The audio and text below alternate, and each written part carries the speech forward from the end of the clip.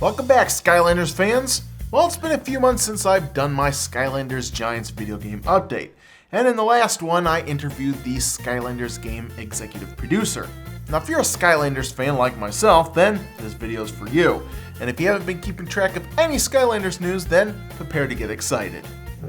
Now last time, I told you that each element would receive a new regular Skylander figure, and that the wind element got an eagle named Jetpack, and Magic got this Dr. Jekyll Mr. Hyde-like character named Pop Fizz. And of course this time around, we can now start filling in these blanks. Mountain gets a crystal-like dragon called Flashwing, Tech element gets a mechanic named Sprocket, Undead gets a dead bird rider named Fright Rider, while Shroom Boom heads into the life category. The fire element gets a cute-looking puppy named Hot Dog, while a princess named Chill represents water. Some of these Skylander ideas look pretty darn cool. Not too crazy about the two human-looking Skylanders, but I'm sure I'll buy them too just to keep my collection complete.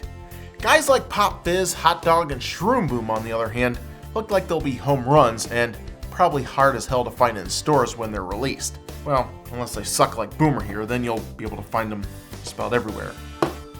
Go figure. Anyway, let's check out the Oversized Giants category.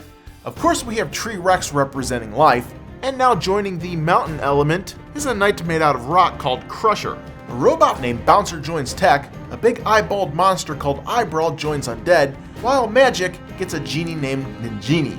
The fire element gains a blazing monster named Hothead, while wind acquires a bee named Swarm, and water, a whale called Thumpback.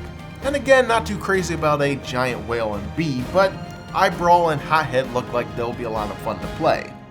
So of course this year at E3 they kept teasing us with these light up Skylanders called Light Core figures. Now I got to see these firsthand and they are pretty darn cool, but I gotta rant a little bit here. Now this Light Core line is made up of 8 figures so far, and only 4 are from previously released figures: Prism Break, Hex, Drobot, and Eruptor. But the rest of the 4 come from a pool of figures that aren't even released yet. So my question is, why would I want to buy 2 of the same figure? And why release a Light Core figure of Skylanders that fans aren't even familiar with yet? Now seeing these things at E3 was very cool, and I just hope this is a test run to kind of feel out the market, because I feel that most of the Skylanders released in the future should have this Light Core light up feature in the future. Alright fans, now let's talk about what will happen on the release date of October 21st, because inquiring Skylanders fans want to know.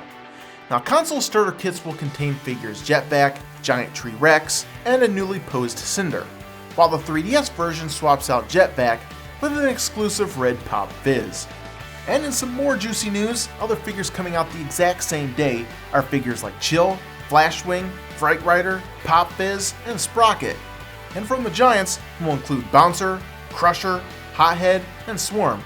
And I just hope that Activision has stepped up production from the first set of figures, so I don't have to get up and go to the store at 6 in the morning just to grab some of these Skylanders like I've had to do in the past. Yeah, thanks Activision. But I digress. Not sure why we're not getting Shroom Boom yet, since he was one of the figures at E3, but just be aware that all this information is subject to change. Now, the executive producer did tell me that more adventure packs are in the works and will be released in the coming months, and I'm sure Activision will be up to all sorts of shenanigans making more of these hidden in-game characters like the Frito-Lay Buddies, since this game has just become oh so popular. Of course, I had a feeling that this would happen when I saw the Skylanders booth tucked away in the space of a small closet 2 E3s ago, and I knew that this one would be underappreciated since I was the only one reporting on it. Thank you very much. But oh, how the tide has changed. And now everyone's reporting on it. So, alright guys, that's pretty much all the news that's out there on Skylanders Giants, so until it comes out, and until next time, game on.